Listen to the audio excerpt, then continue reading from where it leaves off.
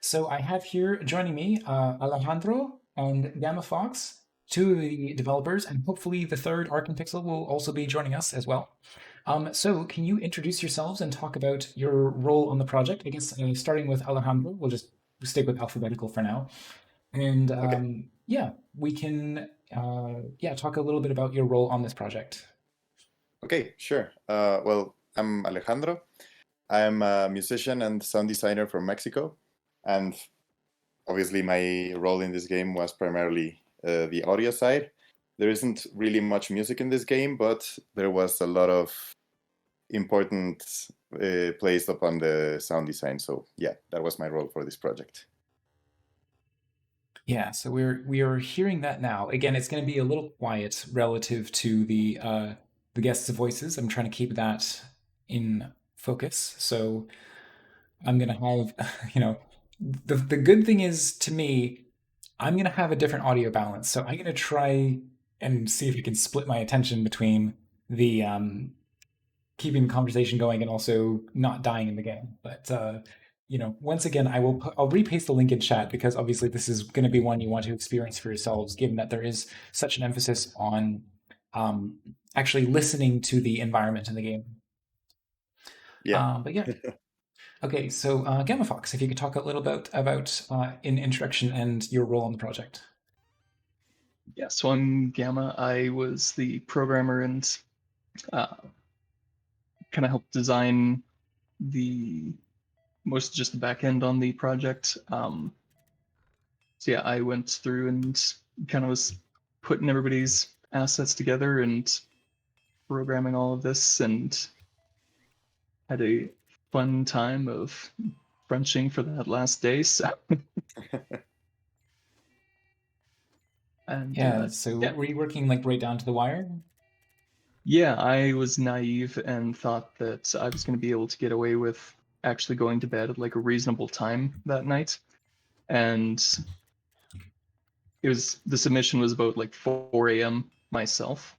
And when I was kind of working on it the night before, I realized that we still have a good chunk of stuff to do. So we started kind of working on that, and by about like midnight, I realized I'm not actually going to be sleeping tonight. So we were working all throughout the night, and we ended up submitting, I think, 3 minutes before submission.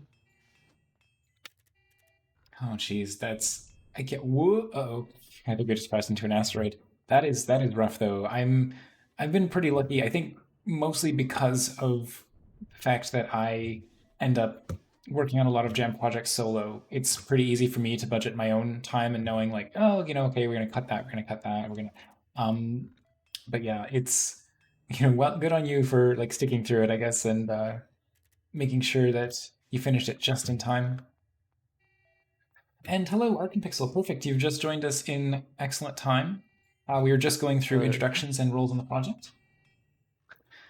yeah, So, I guess I'll introduce myself then. Well, I'm Arkanpixel, and I was the sole animator artist for this game. Sorry, I was late. I had some had some issues with my internet.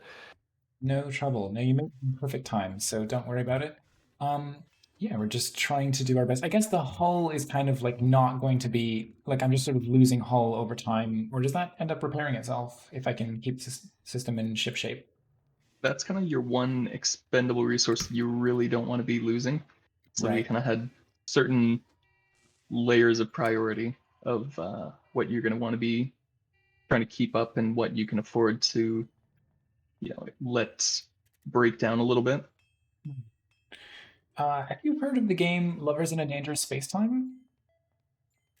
Yeah, that was definitely something I was thinking about a lot with how in the beginning I think it started with Arkin suggesting an idea of like, I think it was pets getting loose in a pet shop or something, yeah, and you had to like put them back in there like a dog like escapes, and you have to put it back in its cage before the customers see it. It's something silly like that. Yeah, And then then just we're spiral. like, oh, what if we just do it on a spaceship? I'm like, oh, you're right. It's way more cool. So what's actually like a good score in this game? Uh, it's hard Well, to say. actually, yeah. I don't think I've What's actually the like best? paid that What's much the attention. what's the best everyone's gotten? I think the highest I got was like I got to like 30, and then that's pretty much where I got. Yeah, something similar. Yeah, I think maybe 40 to 50 was mine. Um, Damn. yeah, I don't think I paid that much attention to my final score. I really wish we had just a little bit more time because I really wanted to put like a leaderboard system to this, but just Yeah, couldn't the couldn't get the scoreboard time. would have been nice, wouldn't it? Hmm. Yeah, so maybe we can sort of jump right to that. What are some of the other features that you had planned for the game that you didn't necessarily have time to implement? Well, I know the one, like I said in the itch description, was that we weren't really able to find that little bit of time to be able to make a tutorial.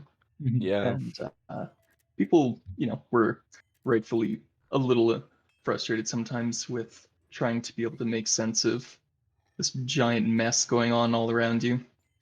But that was kind of the one main one that I really wish we would have been able to put in. But Yeah. jam, that's just kind of how it Also happens. there was also a few art assets that were made but literally didn't have time to be thrown into the Unity file. So we've got a few like I made an asteroid belt for the background and Yeah. like a few I think sparks animations and stuff like that. But and also the lights on the roof would have had like a cone of light that they emitted, and then Mhm. when your power goes down, the lights actually dim, so you can kind of tell which things have gone down a bit more. Right. Yeah, that just no time. So were you planning on using Unity's like actual 2D lighting system or just like sprite-based lights? I think I'm not sure what Gamma had in mind, but yeah, I literally just drew like a sprite that was a light beam. And was like, yeah, we can add light to this if we have time, but I was really just planning on having the sprites in, to be honest.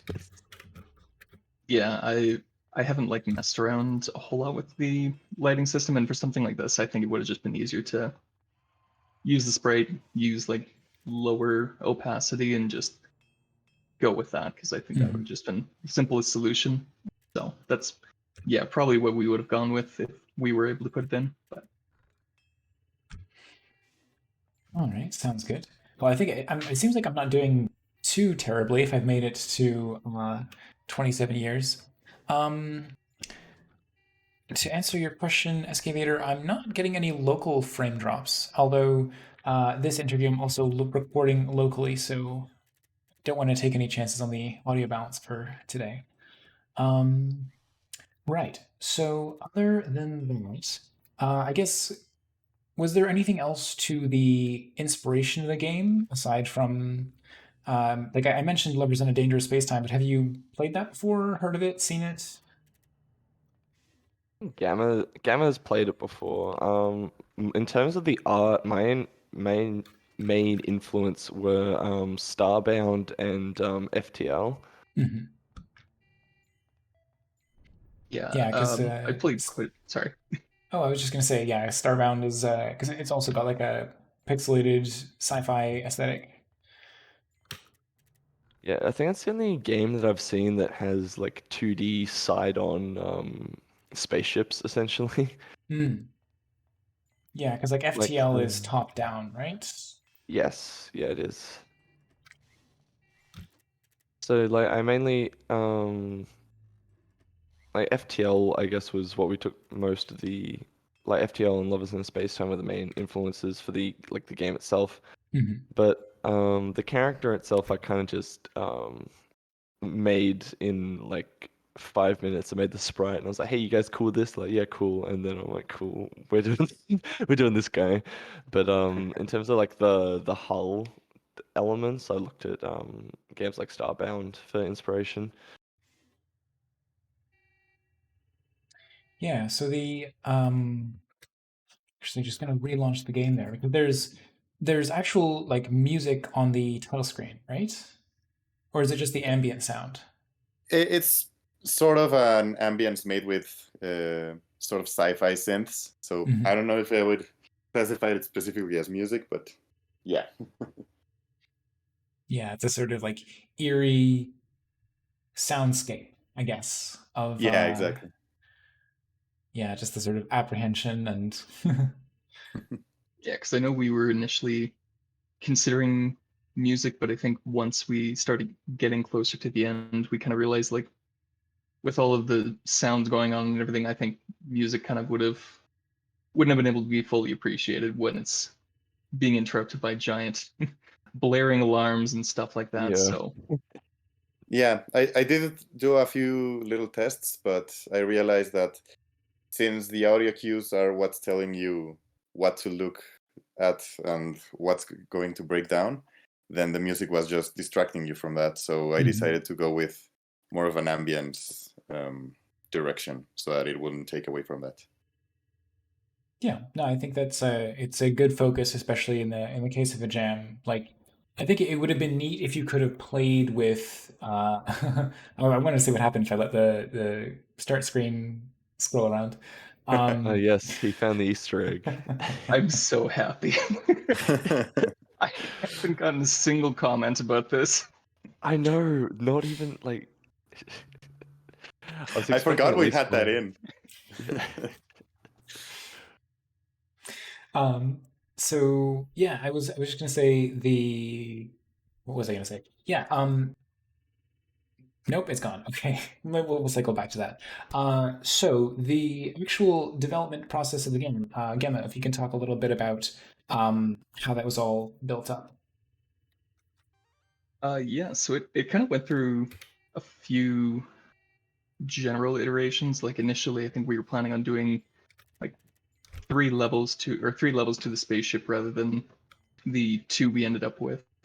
And I was going to have a lot more like focus on the elevator and doing stuff like that. But after we did some more playtesting, we kind of realized that if it's breaking down and stuff, that can just be a little too much for being interrupting the gameplay and just making it more of a nuisance than anything. So we ended up going with like a wider design, giving the elevator is a faster way to get across, but something that can still break down, and then the ladder, which is not going to break, but will still be a little bit slower. So you'd kind of want to strategically use the elevator when you can. Mhm. Yeah, and Oh, then we were I think also going to make the alien a sort of an obstacle that would be completely impassable at certain times. So if the alien was there, you had to be like, ah, no, and go another route. Mhm. But then in the final design, we had one ladder and one elevator, and the alien was in the middle. So if you couldn't, um, if you if the alien was there and you couldn't go past it to get on the ladder, and the elevator was on the bottom floor, you just lose because of RNG, essentially. Right. Yeah, so I guess the other sort of direction I can imagine this game going, just to sort of dip into a little bit of feedback, is I can imagine a more mobile character, and the game being treated a bit more like the character having the ability to like move a little quicker and jump around and sort of having multiple paths towards each potential like station they need to repair, and then having certain paths like doors getting locked, or as you mentioned, like the alien blocking things off. And then it's not that it's RNG making you lose; it's just the fact that you have to. Like if something is coming up, you just have to take a different route and then like sort of keep the player on their toes and improvising as the various systems break down, and um, you have to sort of change your route as time goes on. Yeah, yeah, I think we were that's initially essentially what we're thinking. Yeah. yeah, I think the doors in particular, I think was something we were considering doing something like that for similar reasons, but I think in the end, we mostly wanted to focus on kind of making a pretty immersive experience where, as you've kind of seen, hopefully maybe heard a little bit of, you have the visuals and audio cues giving you some guidance on where to go and whatnot. But yeah, I definitely would have liked if we had maybe just a couple more days to be able to do a little bit of extra stuff, because once you get into the loop of things, it's definitely going to become pretty easy, and it's just kind of a delay the inevitable kind of thing. But it's also a jam game, so it's not necessarily something that needs to be a half-hour journey to change your life or anything. So Absolutely. Yeah. I think Actually, that go ahead. Oh, sorry. I was just gonna say, I just remembered we were also planning on doing some sort of quick time events for repairing everything. So that it wasn't just a timer, but it was like a quick time event that if you did it correctly, then you repaired it quickly, and if you didn't, you got electrocuted, so you lost a little bit of health and a little bit of time. But I think that got scrapped because we didn't have time to do that. Like the idea was still solid by the end, but we didn't have time to do the art, the sounds, and the programming for QuickTime events, Yeah, of essentially. course. I'm a big fan of the active reload in Gears of War. The idea that you can sort of alternately like hold the button down to repair something, but then like maybe do a button input to press it at the ideal time and get it done a little quicker. Yeah, that was pretty much what we had in mind. But Mhm. instead of the gun jamming, as it does if you fail, you were gonna get electrocuted or something. Yeah, exactly. So like A, it's not repaired, and B, you lose health. So I don't know. Or do you have any thoughts of like coming back to this project and adding in some of those ideas? We had plans to come back to it somewhat. Like we probably weren't gonna completely rework it from the ground up or anything, but we were gonna like especially the assets we already had made sort of thing, like the asteroids for the background I was talking about before. But I think didn't you already go in and fix the main menu, Gamma? Yeah, I did Look. fix the main menu and got a couple minor things fixed. I did notice now that I'm watching play a little bit, there's just like two small bugs that are still remaining, but um, overall, I think it still came out pretty clean. But yeah, I don't know how much we would continue to work on it, because I did some pretty disgusting things for workarounds to get this thing going. So there'd be quite a bit of cleaning up to do. Yeah, naturally, that's the sort of thing that any game jam, you got the spaghetti code and the hastily imported libraries and whatnot. Usually I'm not too bad for that. Usually I can make like something like semi clean, like be able to come Respectable. back to this. Yeah.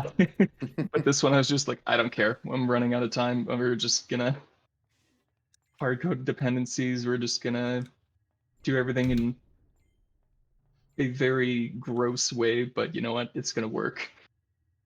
Yeah, absolutely. I think In one the, thing in the that famous words of Todd Howard, it just works. Yeah. I think one thing that could also really help is potentially UI elements on the screen. Like I know that you want the player to be like tuned into the soundscape, and I think that the sound like that's a really neat immersion detail. But I think it would be neat to have both the option to like keep an ear on the sound system, but then maybe also have some sort of visual cue. Like you mentioned that like the lights, for instance, would have been a very obvious cue for when the engines were malfunctioning. But had you considered the idea of like little indicators on the screen to show like when stuff's going wrong? We initially did. We were kind of going something along those lines in the beginning, but once we kind of started discussing a little bit more about that more immersive way to communicate these things, we kind of started to strip away a little bit of the UI, like player health. There's only so much you can kind of communicate through just visuals, and it might be a little misleading, and you don't have that hard understanding of what exact state you're in until you've played like several times, and not everybody's exactly keen on doing that for a game jam. So that one we kind of ended up keeping, and kind of same thing with the whole like various ways we could have communicated the state of damage, but it was probably just going to be easier just to use a bar for that. But for the Yeah, it's rest of easier to it, read. yeah, and then yeah, the rest of it, we I think here, yeah, we did kind of have some ideas to try and do some more visuals or visual things, but I think we If like we've got a few things in, like you notice the lights go, like we mentioned before that we wanted them to be emitting light and then not emitting light, but they actually go from yellow to red if the yeah thing in that room isn't working. And also almost all of the sprites have a on and off state. So like for example, I don't know how behind on the stream you are, but the radar station is currently off because it has no hologram projecting. Yeah. Um, we were gonna try and do more stuff like that, I think. I think if we had time, like some sort of like specific indicator would be nice. Like I know they all have different sprites depending on if they're on or off, and they have, I think, do they all have different noises now? Like each machine has a different noise when it goes offline, I think. Yeah, pretty like some. much. I know the pilot station doesn't, because that one is essentially just based off of the asteroids. Mm. But yeah, I think we got everything else right, Alec?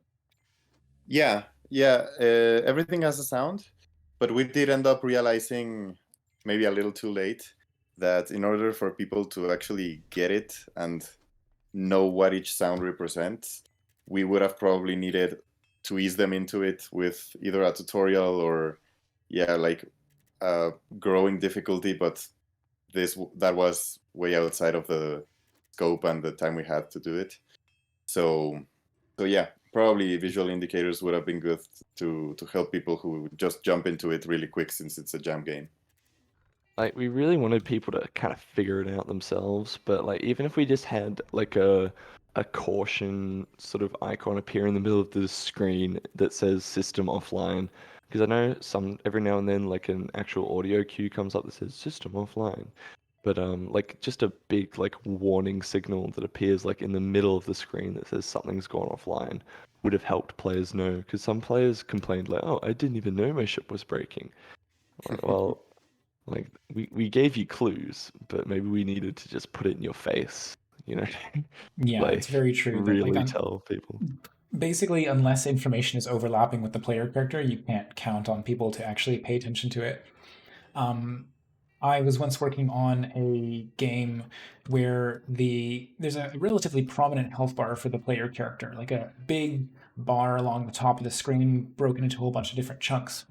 But despite that, I still took a page out of the um, Nintendo's Kirby games, and when the player character actually takes damage, I temporarily show a tiny version of the health bar just above the character themselves, and then that sort of like is shown both when they regain health and when they lose take damage. Yeah, I Yeah, think the general rule is you want at least, well, you want as many different variations of the same information being shown to the player at the same time. Like in games, yeah, like you when you get hit, there's a noise, your character flashes white, they flinch, your health goes down, there's a big flash on your health bar, like the screen shakes. Like as many things going on as possible at the same time Yeah, that tell the player, oh, something went wrong, or oh, I did something good, um, as possible would be nice. So like, yeah, in terms of communicating for this game specifically, I think we would have tried probably more visual cues and like yeah, like the UI element before, but like sparks coming down from the roof when you get hit by an asteroid, or like lights flashing when a machine goes off to really draw your eye to it. You know, there's a lot of ways we could have done it. We really wanted to avoid holding the player's hand though, Mhm. because that's essentially the whole game loop is you figuring it out because everything's falling apart around you. And if we showed you how to do it, we would essentially ruin our whole game loop. Right, because I guess uh, the general thing that you're discussing, like with all these different kinds of like visual feedback, audio feedback, um, the like it's like in a broad category, it is feedback, right? That you're trying to give the player, um, whether that is through differences in the sprite or a bar changing, or as you mentioned, it's like some sort of visual effects or audio effects. Um, the a couple things that I can imagine being helpful without necessarily giving things away is the ability to like hold down a button and then the camera can zoom out so you can see all the stations on the ship at once, and then sort of when you let go of that button, then it zooms back in on the character. So you can sort of quickly get an eye on everything, and then it's still up to the player to deduce like what's different, what sprite doesn't look the way it's supposed to. Yeah. And then also the idea of when a system is close to malfunctioning, it can either like play a special tone, or you can have like a pre-recorded message like incoming asteroid, um, or something like that, and then that sort of cues the player like, oh, I gotta get over there, gotta do that, gotta tend to that system. Um, and by the way, so I made it to year 49. Pretty happy with Damn. that. Yeah, I saw Nice. that. That was very good. Well, I sort of realized that I could ignore the radar because as long as I just kept tending to the bridge and steering clear of asteroids, then it seemed like I didn't really need to keep the radar up. Yeah, it was definitely like a little bit tough to try and tie everything together super well. Part of the issue is also just balancing the numbers so that Oh god, everything's not just balance. either aligning at the same time and all of a sudden you have like everything down at the exact same point, but also trying to balance like the the importance of uh, that particular station and how much time you have. Like the, I think the power generator, and you have like somewhere like 15 to 20 seconds. So it's a pretty generous window, just because as soon as that goes out, the game's over. So you want it to be at least somewhat fair. You have like pretty long amount of time to get it together, go and either make quick touch ups and then fix this before game's over. So yeah, there's various little challenges throughout trying to balance all this, but like I said, part of it just boils down to that's just how game jams go sometimes. But yeah, for the camera thing, I did actually consider that at one point, but part of the other reason why we tried to keep things minimal in UI, but also keep it pretty immersive is because we just really wanted to lean into that chaos. So you definitely could zoom out and like see everything, but um, we kind of thought it would be a little more interesting that you have a limited view of kind of what's going on, but you really want to just be paying attention, trying to just figure out some sense in all the madness that's going on around you. Yeah, of course. And Well, even then oh, sorry. oh, go ahead. I was gonna say even the camera itself was a bunch of balancing. Like we had it at several different sort of like zoom in and zoom out because we wanted it close enough so that the player doesn't he can't see everything at once, so you have to go around the ship. But we wanted it like wide enough. Like there was like talking about balancing and how much info to show the player. It's just interesting how much of that was on the camera zoom itself. Mhm. And I thought about when you mentioned the zooming out feature, because we did discuss that actually. It was something that we were considering, but like I feel like once a player sort of had that figured out, they could sit on the cockpit and like hold down, like essentially hold the camera out until they saw a light change or Mhm. a sprite change, and then run to there straight away. With the camera zoomed in, you have to be constantly on the move, which even if you've got the situation under control, you're still constantly running backwards and forwards on your ship. And we Mhm. feel if you could zoom the camera out and see everything without having to run around, one, it would take away from the chaos because now it would take away from the chaos and it would add another layer of management. Um, but yeah, I think it would completely throw off the kind of game. Like if this was the sort of game where it was say a specific puzzle, for example, like if we completely flipped the game on its head, like currently the whole theming of the game is you're on a completely falling apart ship, you're running to a destination that you're never going to reach. But we could have, like, if we wanted this game to have a bit more replayability, we could say, oh, you actually make it to your delivery. Like, you need to last 15 years or Mhm. something. You make it to your delivery, and then you get on another ship. Then the zoom out feature, I feel like would be more valid, because then you would have to figure out several different layouts over the course of the game, and it's just more player friendly to let them look at that. Yeah, and like even as you're describing that, that sounds like a kind of game that would be fun to play. So I don't know. Like you mentioned, maybe not hopping back and making too much more progress on this particular game, but do you have any plans for, say, like working on something related to this project, or do you all just have like other plans and projects down the line? I mean, I think we've all definitely got other projects going at the moment. Hmm. Yeah. But like I would be happy to. Like also as an artist, like a lot of my job's already done. So I'm like, hey Gamma, do you want to put in like a month of work, 2 months of work? You make flashbacks to 3 a.m. shoveling and assets all the time as you guys are making some on the spot. Like, hey Gamma, here's a whole sheet of asteroids. Can you implement them? You're like, let me get more Red Bull. I didn't even have coffee. I had nothing. I was just running on pure will and determination to not pass out. And by the way, how long have you all been working together on like, is have you done like a game jam project before this one, or? Yeah.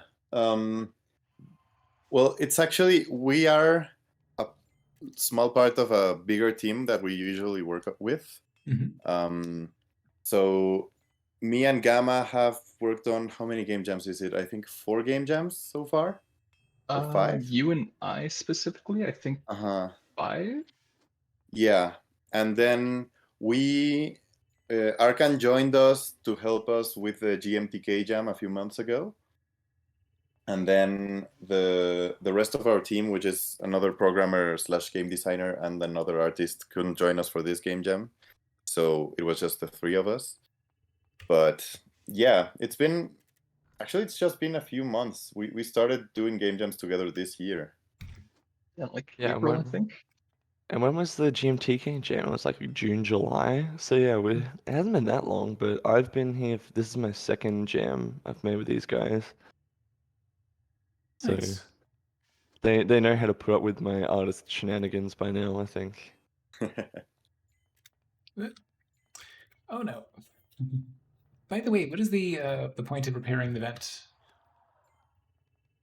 Initially, it was supposed to be just, yeah, so you don't get smacked around, but I think I was planning on trying to make it so that it will flip even if you run past it, so that you're still going to get hit. But Mhm. it was mostly supposed to be just like an obstacle, so that you have to wait those few seconds to try and repair it and get the monster back in the vent. But I think that was just something that just kind of slipped through the cracks. Oh Mhm. yeah, that was a last minute. Like that was probably one of the last features we implemented actually. Yeah, I think that was like a 2 or 3 a.m. sort of thing. Yeah, and I just remember you trying to get it to flip and it just wouldn't work. We're like, screw it. If the player can run past it without getting hit, the player runs past it without getting hit. Like initially it was meant to be like that obstacle I mentioned before where you're essentially you can walk past it, but you're 100% sacrificing a chunk of your health for Mhm. speed. But yeah, it ended up that you can just walk past it without getting hit, and that's fine because we couldn't get it to rotate and follow you in time. Yeah. Definitely one other thing that I think could be interesting is the elevator. Definitely, like the reason I don't end up relying on it is because like, oops, I forgot it on a lower floor or something. And it's definitely like faster than the ladder, but not by like how much is it? Like twice as fast, 3 times as fast? What would you say? Pretty sure it's 3 times as fast, if I remember correctly. Yeah, so the way that I was going to suggest, like, A, you can make it even faster without making it seem implausible, and B, it could work whether or not the elevator is on this particular space by making it like a short range teleporter instead, like a little teleporty pad that you just sort of like instantly hit the button and you warp right up, and that way it's there's a bit more incentive to use it rather than just you can basically see the way that I'm the pattern that I kind of defaulted to in playing the game here is just like hitting the oxygen synthesizer back and forth as I go between the bridge and the engines. That's one thing that that was the hardest thing for us to balance. That's why we put the alien in there, and that's why we Mm-hmm. made the elevator break, was to try Mm-hmm. and stop people getting in this endless loop of going backwards and forwards between like one station, essentially. Mm-hmm. Yeah, I think if But we were yeah, able it to didn't just get quite. that, if we were able to just make it able to 100% smack you every time and be a little bit more of like a legitimate threat, I think that would have definitely helped, but just unfortunately slipped through. But Because then Yeah. even he could be doing the exact same loop he's doing now, going between the pilot seat, the oxygen, and the generator. But instead of going the ladder every time, he'd look at the ladder, go, oh, the alien's up, and then take the elevator instead. Like, it's not much different, obviously, but it does. It's it's a obstacle in your way that you are expecting, but you don't know when it'll be there, you know? But even then, in this particular configuration, I couldn't necessarily always take the elevator because sometimes the elevator is on the bottom floor and I can't use it as an alternate path. Like that is something that like if we work on this project further, we could do something like the elevators, like we could make either the elevator faster, which we probably don't need to, or make the ladder slower. Mm-hmm. And then if the elevator's like on a different floor, you call the elevator and the elevator crawls super slowly up to your level to like Mm-hmm. punish you for forgetting where you left the elevator. Um, like that's always an option. I do like the idea of teleporter pads, but for something that powerful, we would have to make it break every use, essentially. Well, it yeah, because I depends on know what the I was routing in. is. Sorry. Oh, I was just gonna say it depends on what the routing is. Like if the teleporter is a great way of getting between like two specific points on the ship, but only those two parts of the ship, then it's not something you can use necessarily every time. Like sometimes it might be faster to like if the teleporter took you like clear to the other side of the ship, but you just need to go like past the alien, then maybe it's not faster to use the teleporter. Maybe it's faster to do something else. Yeah. The the elevator I had kind of considered doing something like Arkin was saying, where you can call it, but I think we opted out of it just kind of as another layer of like one more thing you have to try and keep in the back of your head that you're paying attention to, like where did I leave the elevator last? But yeah, as you said, like unfortunately, once you get to a certain point and played it for a little bit, it just kind of devolves into a bit of a loop. But Yeah, making a circuit. Yeah, I mean, and like part of that is my own fault for like ignoring some of the systems of the game. Like I'm not repairing the vent because I don't see it necessary to repair the vent when I can just run past it. I'm not, and as a result of not getting hurt, I'm not needing to go to the med bay. And then also as a result of just consistently piloting the ship, I never need to activate the radar because I never need to be notified if there's an asteroid coming if I can just pilot the ship ahead of time. So that's why it kind of breaks down into this. I think I could probably just keep going forever at this rate. Yeah, you saw through us. All right, well, maybe we can talk a little bit about how the individual components of the game were made. So it was developed in Unity, right? Yes. And Alejandro, how was the what program did you use to make the audio for the game? I use Logic Pro for both music and sound design. Nice. All right, and then Arkanpixel, can I guess, was it Sprite? It was a sprite, yes. Yeah, it's basically what every single pixel artist illustrator ends up using. Look, it's pretty like in terms of just drawing images, you're Mhm. fine with pretty much any program, but animation in pixel art, like I would rather die than use Photoshop's animation tools for pixel art. So Sprite is just far superior in that regard. Mhm. All right. And then maybe I'll. Oh, I just messed that up. Okay, I finally took a hit. But I'm well into year 56, so I'm pretty happy with that. All right, but yeah. So one other thing I like to ask is a little bit of like tips or tricks. Things that are unexpected that new users might find helpful. So maybe we'll just sort of go down. Alejandro, can you recommend anything about logic that you think would be useful for like maybe something unintuitive that people just getting started with software might not be familiar with? Good question. Well, there's a bunch of things depending on the use they're giving it.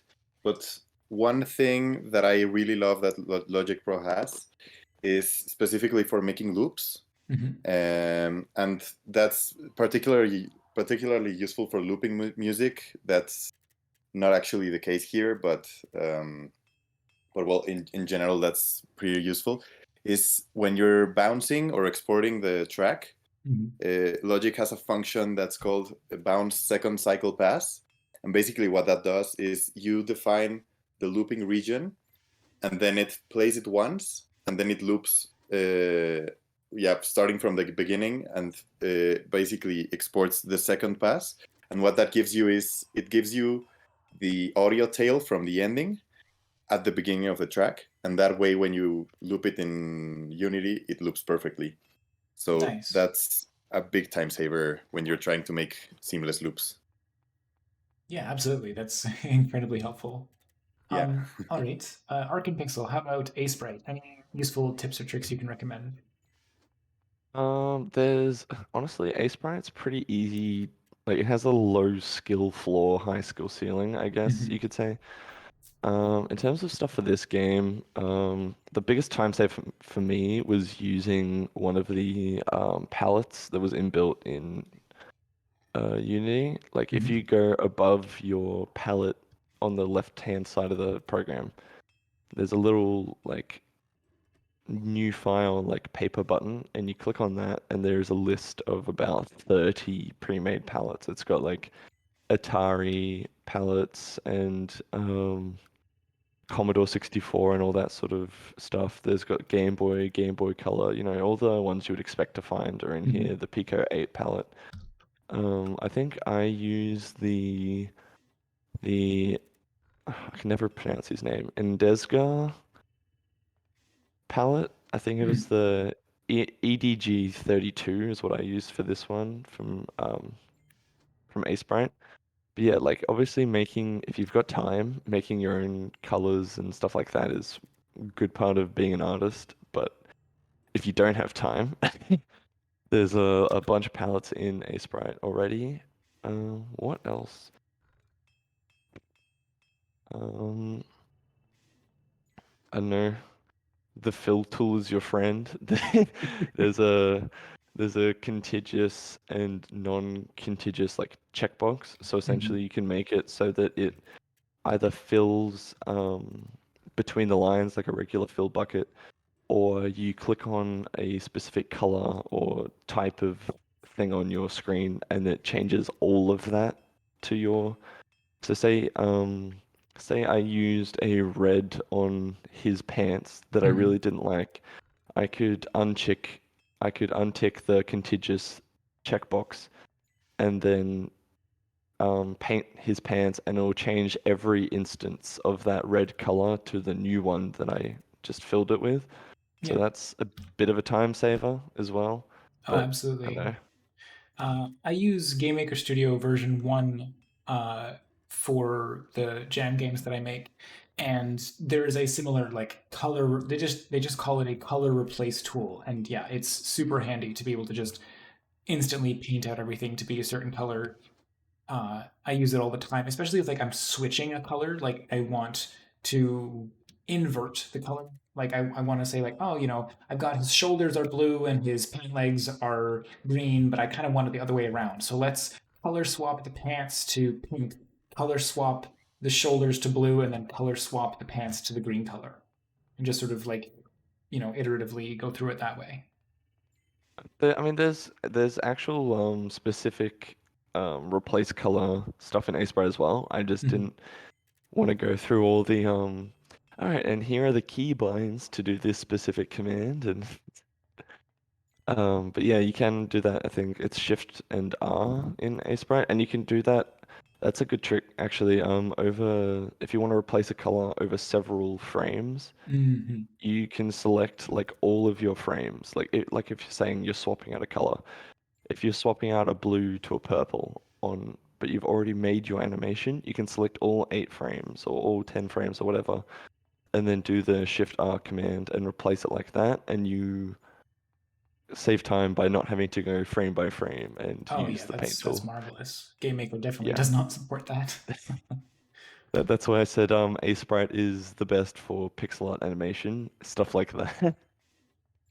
Yeah, I own it. I need to learn how to use it. I'm just way too Yeah. used to GameMaker because it's just so Um, handy to stay like in the engine and do all your artwork and development from just there. there's a Mhm. there's an artist developer. He's the solo dev on an indie game. He made a sort of beginner's tutorial for Aseprite actually. It's on YouTube. I can post the link, Oh, but absolutely. Please do.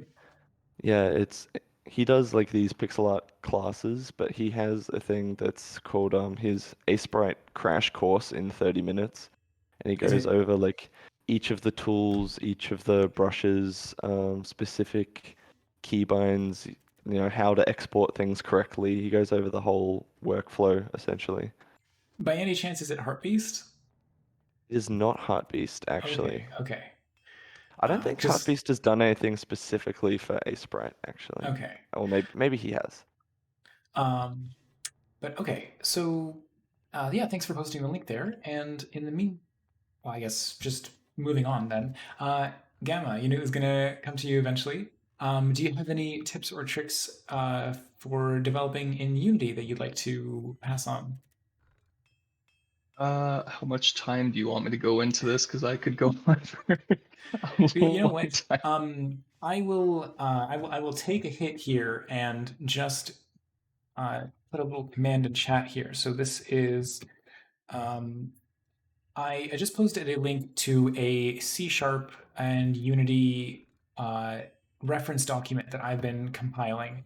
And I basically use that to, like, anytime I solve a problem in Unity or figure something out in the C# language, I add to that document. And I would love to just have this document be like a collection of as much developer knowledge and solutions to problems as possible. Feel free to, go into it as much or as little as you like for now, um, but, I'd also be more than happy to uh, discuss further design and development best practices or tips and solutions on a future stream if you would like. But maybe you can just pick your favorite suggestion for now, something that top of your mind. I guess like specifically for if you're trying to even make just stuff in like jams, don't get too hung up on like the way you're putting everything together. Just put it together, make it work. It doesn't matter how ugly it is. Hopefully nobody will ever have to see it again. As long as it works, it works. So Mhm.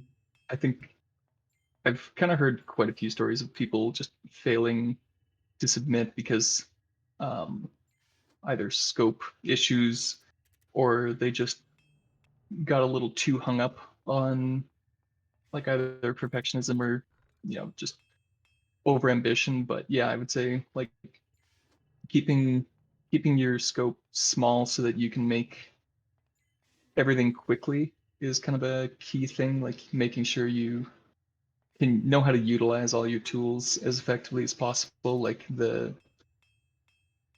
especially if you're working in like a team, like we are, making sure that you know how to be using the tile map feature really well. Like putting together the ship and everything was relatively simple once we got all the sprites together and everything, and it saved us a lot of time. Like when we wanted to add new stuff, it was just a pretty quick extra slice to add these extra things, put them in the palettes, do all that. So making sure you're familiar with your tools and just breaking down your problems into small little bits. And yeah, I would say that's kind of the biggest one, is just knowing how to break down your problems Mhm. into manageable bites, because that can also really hurt you if you're trying to solve too many things at once and it all can just kind of come crashing down. I guess another quick note on the tile sets. In terms of like the art end of it, if you say like do a tile set and then you go, oh, this XYZ tile isn't how I wanted it to be, if you can edit it in your editor, export it, as long as the layout is exactly the same, you can just replace the file that you've got fully set up and split into the tiles in Unity. I think you have to do it through like the Windows Explorer or whatever, Mhm. Hmm. but yeah, you can completely replace that, and instead of having to go through and set up a whole new tile set and split all the tiles in the grid and all that sort of stuff, you can literally just replace the image that you've already done all that work on, and it will fix the issues you had or replace the tiles. Yeah, you Yeah, can and actually then do that with uh, go you ahead. can actually do that with the audio files as well. I know we've had a couple times where we needed to either fix something or just we wanted to replace a certain sound, and you can do the same thing. You just have to replace the file itself and make sure the titles are the exact same, and then it'll be fine. Unity will have no issues with that. Yeah, that's Yeah. been a huge time saver. Yeah. Yeah, nice. And then I think the other thing I was going to say about the tile system is that I'm pretty sure that you can actually just go to the tile resource itself and update its artwork. And then anywhere that that tile has been placed in the game, it will update to the new art that you specify to it. You In you can theory, kind yes. yeah, it's generally easier to, as long as you keep the layout of the tiles the same, it's usually easier to just expand the image a little bit, uh, like to the right or down Mhm. if you do need to like increase the size, Yeah. and just kind of update it through that, because usually we'll work in tile sheets rather than trying to manage like a million individual sprites. We'll usually Oh, just absolutely. put everything into that, and then all of the tiles will, you won't have to try and go and edit a million images. It saves you a lot of time if you're just using slicing. Yeah, yeah, absolutely. Great. Well, I would like, if anyone is in chat and they have any questions that they would like to ask, then please do pass them along. I think I've just kind of hit a point where I can sort of perpetually survive. We're into year 108 right now. Um, Easier. but in the meantime, I'd just like to ask, where can people find each of you? Feel free to post your links to various social media in the chat as you respond. And do you have any other projects that you'd like to plug? Let's start with Alejandro. Yeah, okay. Well, you can find me in Instagram at alejandro.phz, and in Twitter, same thing, but without the dot, just Alejandro PhD. Okay. And I'll Arkanpixel? send you Oh, links sorry. to it. Yeah, Yeah, please go I ahead was and just drop the gonna say links in the I'll chat. send you links to it, and if I Yes. was gonna plug something, I'd tell you to play Kina Bridge of Spirits on the PS4, PS5, and Epic Game Store. I worked on that project, and it released last week, so Oh, nice. go and play it. All right. Yeah, so please do post the links in the chat. And then Arkanpixel, same thing. Yeah, well, my my handle's the same everywhere. It's like I'll post my Twitter in the Twitch chat, but I also stream here on Twitch as well. I try to stream at least once or twice a week. I do pixel art, and I actually work on my own game project currently. Nice. Do you want to talk a bit about Um, that? Yeah, sure. Essentially, the project is a Metroidvania with, I guess the quickest elevator pitch I can give it is if you think of Hollow Knight, Mm-hmm. it's a similar sort of setting to that, except instead of gothic insects, it is medieval amphibians. All right. Um, Sounds good. the the protagonist is a frog in a cape with a cool hat. I don't know what Oh, else I need to tell you. I think that should that's your pretty much Discord sell the profile game. image, isn't it? Sorry? Is that your Discord profile image? Yes, actually. Cool. Yes. Yeah, I was streaming it yesterday actually, and I was making an animation similar to in Super Metroid, where if you're facing left and you turn right, Mm-hmm. um it sort of does like a turn. But then when I put them both together in the animation file, it made him dance. So that's something I'm very proud of. Hold up, I'll Nice. post the image. Yeah, please do. And then GammaFox.